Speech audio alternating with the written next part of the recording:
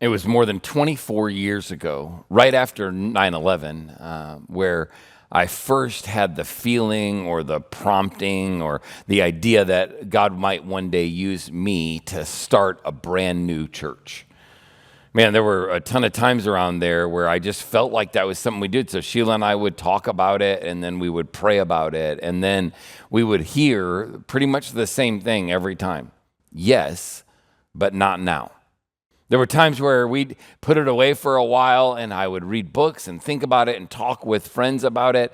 And then we would feel maybe this is the time. Maybe there was a transition in our life when Michaela was born, or when we decided that our time at the church that we had served with had been kind of drawn to a conclusion. And we would pray about it again.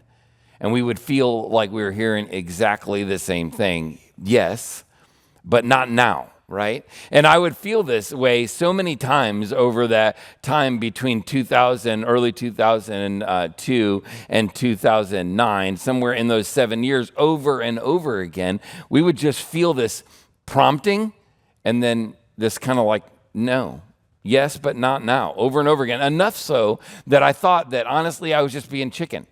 Maybe I'd already missed the point where God said yes, and I was like, but not now, right? I was adding the second part maybe. I was a little bit nervous that I was always willing to go, but when it came down to it, I was just too scared to go. And I got to be honest with you, that's where we were. That is until April of 2009. We had all those years kind of planned, or at least thought that we were supposed to plant a church, a brand new church, with our friends, Jerry and Kelly, and we were on vacation. And part of our vacation was to stop by their house and spend a couple of days with our good friends and hang out with them and talk about this dream that we had one day.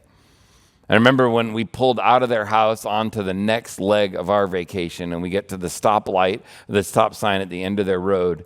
And my wife turns to me and says, I think that if we're waiting on Jerry and Kelly to plant a church with us, we should stop waiting. This was the first time that Sheila brought up the conversation about starting a church. All the other times I'd felt something and asked about it and decided, hey, Sheila, maybe we should pray about this again. We'd pray about it, and yes, but not now. This time she was saying it, and I got to be honest with you, I all of a sudden got excited and terrified all in the same moment. What if the idea that the whole planting a church thing was something that I was just kind of saying I wanted to do but wasn't really up for it? I felt terrified. I didn't want to tell anybody that, because it was supposed to be something that I was excited to do, something that I was passionate about, but then I felt completely terrified about it inside. And we prayed, and it became very obvious that God had said all those times, yes, but not now.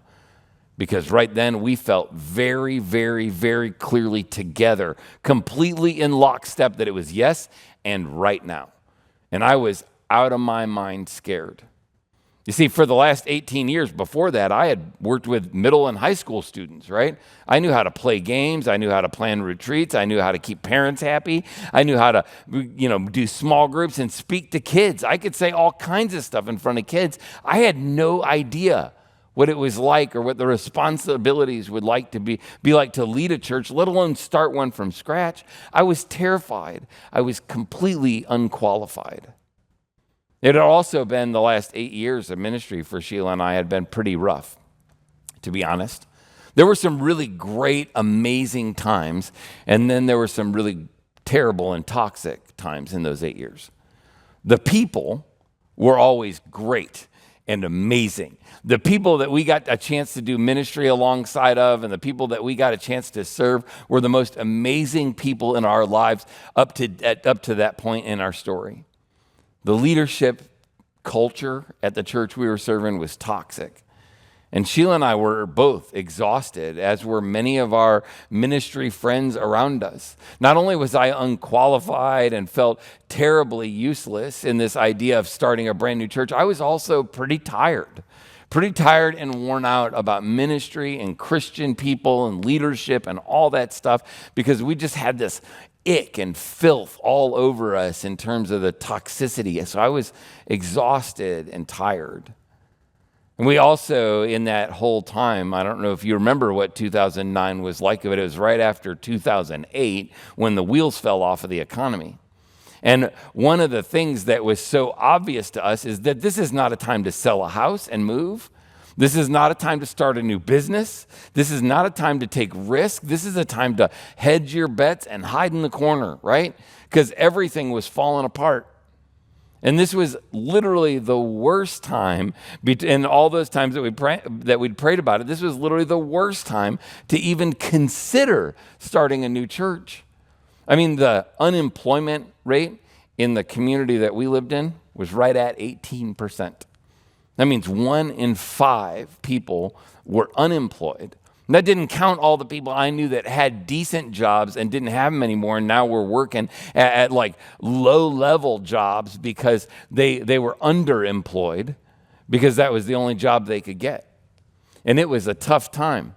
The economy didn't want to cooperate with starting a new church. The job market didn't cooperate with starting a new church. The idea of selling a house, beautiful homes in our area were sitting on the market for months, and we had no idea what to do. We were terrified of everything. I didn't let it on to everybody else about all those feelings, but I was super scared. In fact, I mentioned how toxic the leadership culture was at our church. When I shared with them that I felt like God was calling us to plant a church, they said, "Oh, okay, good. Here's the deal. I know you say you've got to raise money," because I had to commit to raising 3 years of my own salary from friends and family and connections that we'd made over the last years of ministry. They said, "I know you know that you've got to raise some money, but I want you to know this.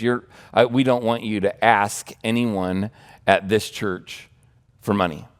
If they come up to you and offer you support, that's okay. But we don't want you to solicit support from anyone." And of course, because I wanted to be a team player and I wanted to value the church, I didn't come here to tear a church down. I came here to serve a church. And so I said, "Okay, we'll just trust you." And we had no idea how God was going to provide. We were terrified, unqualified, in a terrible circumstance, tired and exhausted. I know exactly how many of you feel today. Over the last several weeks, we've asked you for 4 things from everyone, for everyone. We've asked this of every single person who calls Journey Church home to identify their one. There are hundreds of stones down here with nearly 1,000 names. People in our church have chosen to say, "I want to identify this person, Julia, Sue." Just names that I see right in front of me, Jacqueline. I identify this person as my one, the one that God has put in my life to share influence with. If you haven't already identified your one, there's a QR code in the booklet that's on your seat or that you have. There's also some stones up here that you can write on. And if you're joining us online, you can find a link to this vision workbook that I mentioned in the description of this video. We've asked everyone who calls Journey Home to identify their one, and hundreds of you have responded. We also asked everyone to attend a vision dessert. We've given 6 options for those vision desserts. You can still register for our last of those 6. It's tomorrow night, Monday night, the 20th of October, right here in this big room.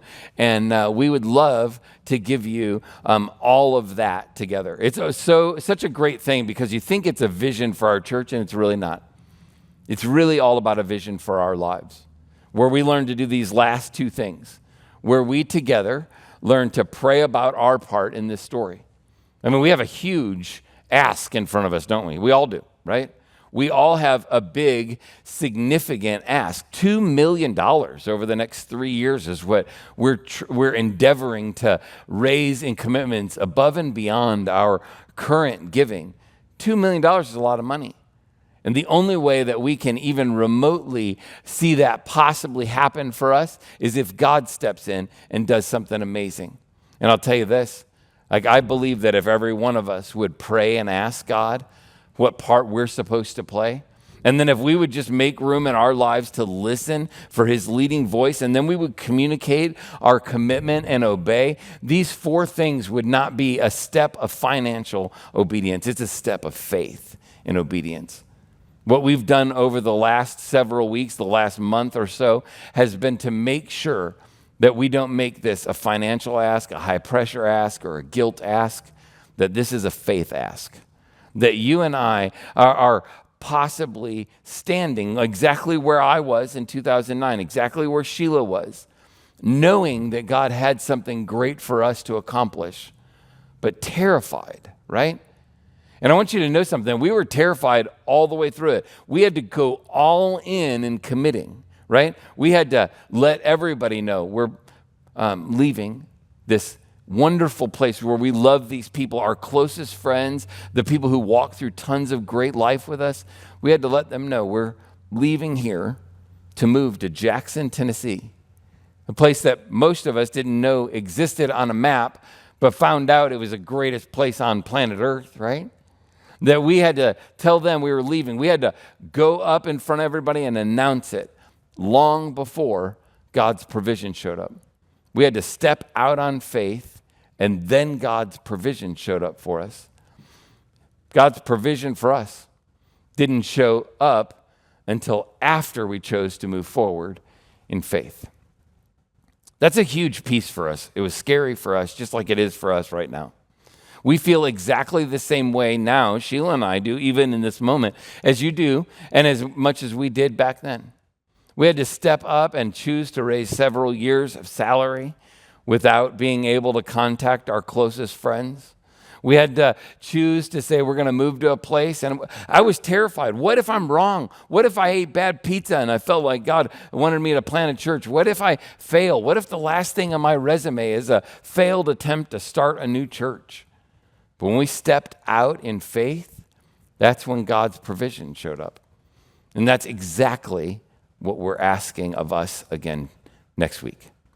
Next week, we'll have opportunities for you to have a commitment card that looks just like this one. If you're here with us live, you got one of those on the way in the door today. And if you got your vision book, it's the last page inside of the cover there, and it says your copy written across it. What we're going to ask you to do next week is to fill out one of these commitment cards. If you call Journey home, this is the communicate your part section of our 4 things that we're asking from everyone for everyone. It has just a few sections. The top one is a kickoff gift. It's our first big step toward in faith on November 9th. We're hoping that every one of us will bring a one-time gift to kind of be our first big step toward that commitment. The 36-month commitment that's below that is literally just how much total you're committing to over the next 36 months. Right below that, you can indicate whether you want to fulfill that weekly or monthly or in some other way. These non-cash gifts make a little bit of explanation necessary. The page just to the left of that will explain that, and there's a QR code there for more information about non-cash giving. But let me just say this. Non-cash giving is not a way that rich people give.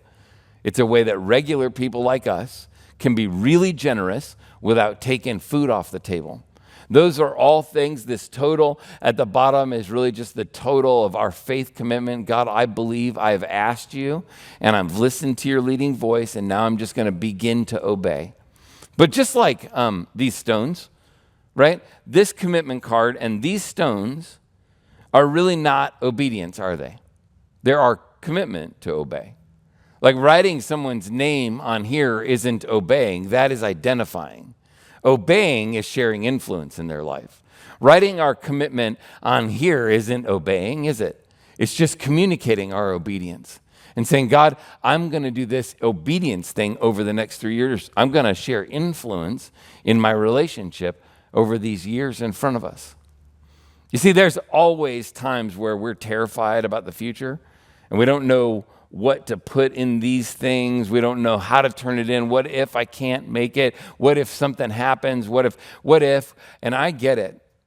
But God's provision for us showed up after we stepped out in faith. And I'll promise you this.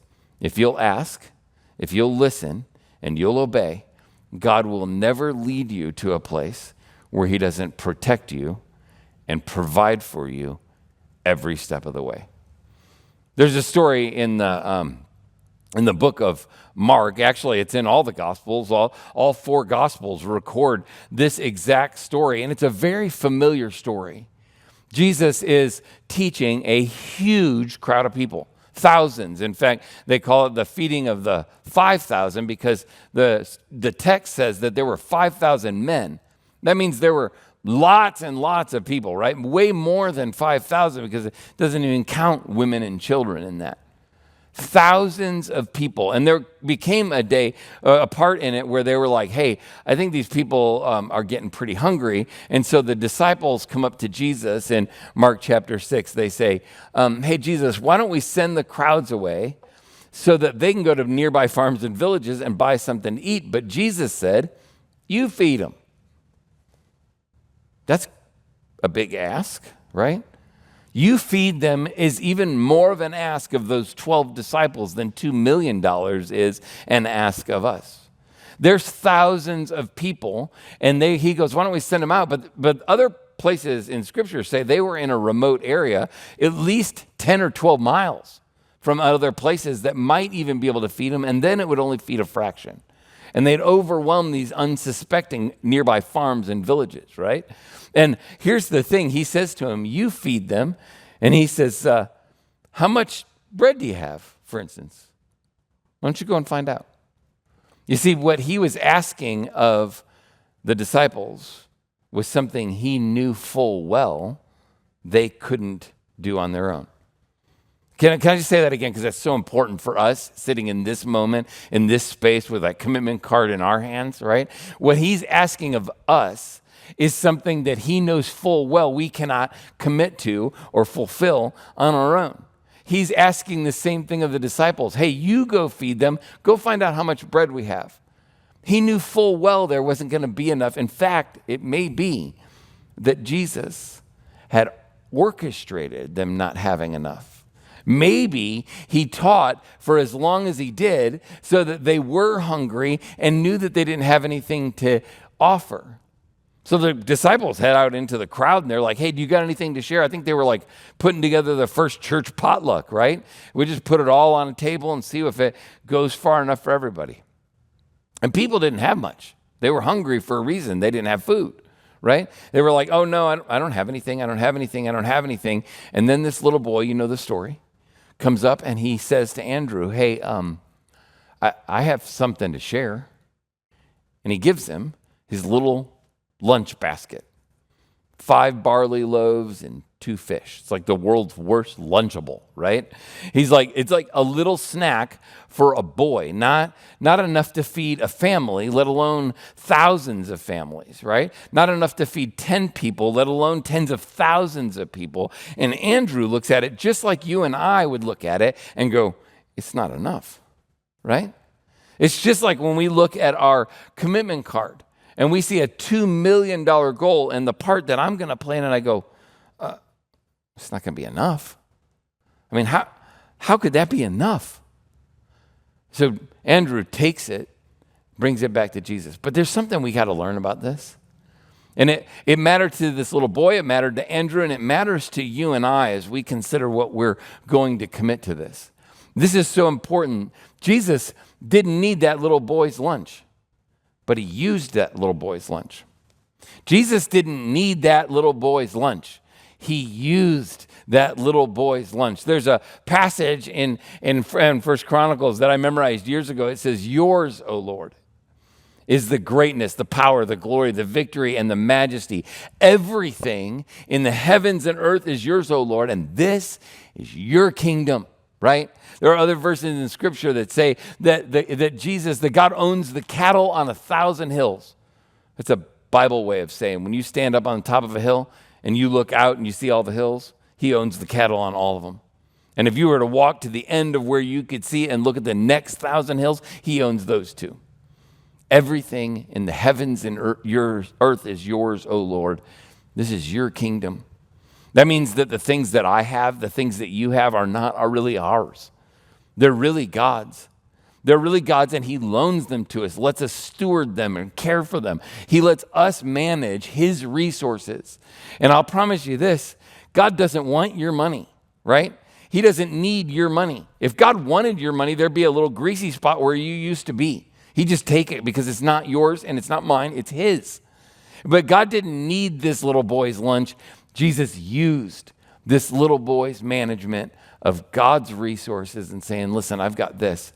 It's all I've got, but I'll give it because I trust Jesus managing it more than I trust me managing it.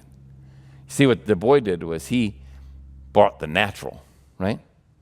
He didn't go out and like grow some grain and then make some bread and then do it. What did he do? He just said, here's what I've got. I prayed, he asked, he felt led by God's leading voice to say, this is what I have to offer, and I don't see how it's going to make a difference, but here's the deal. I'll just bring what I have. The boy brought the natural, and Jesus, he brought the super. Jesus took the boy's lunch, right, that he didn't need, but he used, and he broke it, and he prayed over it, and what happened next was supernatural. You see, you hold in your hand just a little piece of paper, right? It's extremely natural, right? And you have all kinds of anxieties and fears just like I do. And you have all of the same hesitations and worries that I had in 2009, the same ones I have holding that commitment card in my hand. Is it going to be enough? What does my little part even matter? Your part matters because it's a step of faith, not because it's a financial step.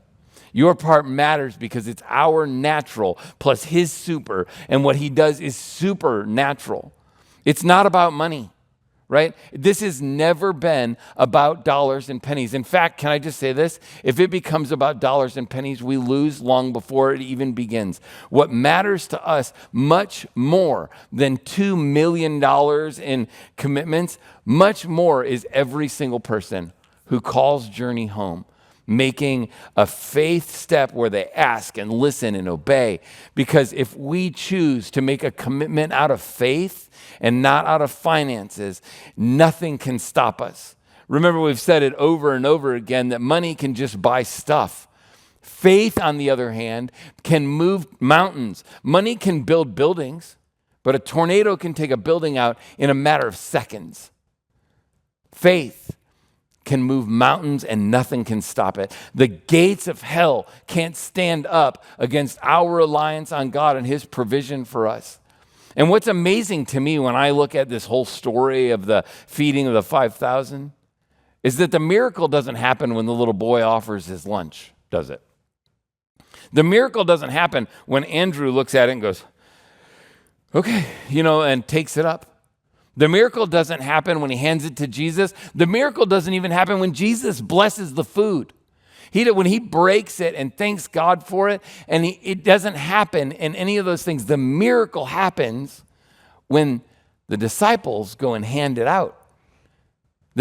What's crazy about it is the miracle of our faith doesn't happen when you make the commitment, doesn't happen when you give the money. The miracle of our faith, this whole step of faith for us, doesn't happen when we report it and celebrate it on November 2nd. It doesn't happen when we make our kickoff gifts on November 9th. It doesn't happen each Sunday when we do it. You know when it happens? The miracles happen when they're in the hands of the people who serve. What happens in the miracle that happens, the supernatural thing that will happen as a result of our commitments next week is not happening when we make the commitment. It happens when this person shares influence in this life and reaches their one. It happens when the people who serve get to work behind what God has done. And what's crazy about it is this. When in Mark chapter 6, at the very end, it says they all ate, all of them. It didn't say the 5,000 men that we figured were out there ate. They all ate and had as much as they wanted. And afterward, the disciples picked up 12 baskets of leftovers, right? Leftovers for days, to feed hungry people for days, because a little boy chose to do something that literally made no sense. Literally made no sense. And what happened was they all ate as much as they want, and there was more than enough. I got to be honest with you, when I say this, I'm a little nervous that God takes me up on this illustration. But one of the reasons why we have said over and over again in these weeks together that what we'd ask is 4 things from everyone, for everyone.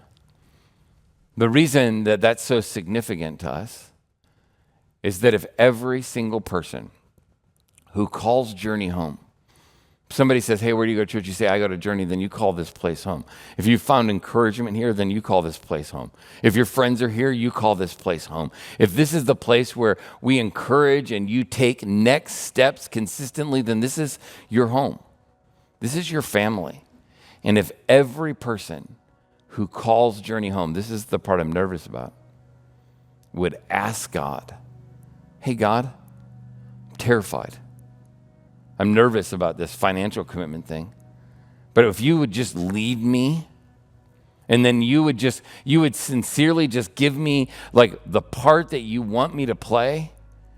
And then if every person would make room in their life to listen to God. If you just listen. Some of us listen by just hearing God's voice, right? Some of us listen and we have like a hotline. I don't have that, right? What I need is I need to put a piece of paper and a pencil together. Like I just need to sketch it out, right?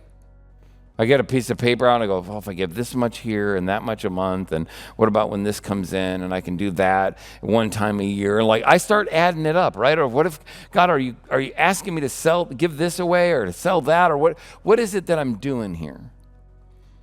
Other people need that chart. Other people go, oh, you know what? I just need a pocket to play in. I see that you need 10 people to do this kind of commitment or 20 people to do that kind of commitment. And maybe that's how God speaks to you. It doesn't matter, by the way. None of those is more spiritual than any of the other ones. It's not more spiritual to hear God speak to your heart than it is for you to put a pencil and a piece of paper together and walk through math problems with God. But I really do believe that if every person who calls Journey home would ask, and every person would listen to God's leading voice, and here's the part I'm nervous about, if God spoke to every person who calls Journey home and said, listen, here's the deal. I want you to write $10 on that total commitment. Just $10. If God told every single person to write down $10 and we all listened in faith and 400 of us listened to God and he said write down $10, I would add them up and I'd report it. But at the end of the day, I'd look at it and I'd be like, it's not going to be enough. A lot like Andrew looked in that little boy's lunch basket, said it's not going to be enough. But somehow, in the hands of Jesus and the people who serve, if all of us together would ask, listen, and obey, and he tells us that, and it's not enough, I'll promise you this, somehow it'll be enough. Somehow it'll be enough. Because what they did was they all ate as much as they wanted, and there was more than enough, even though it didn't look like there was enough. So I know how you feel. I feel the same way. Big goal, small part I can play. Big ask, right? Small part I can play. And it feels like what I contribute won't be enough. But can I just say this? In the hands of Jesus and the people who serve, it will always be enough.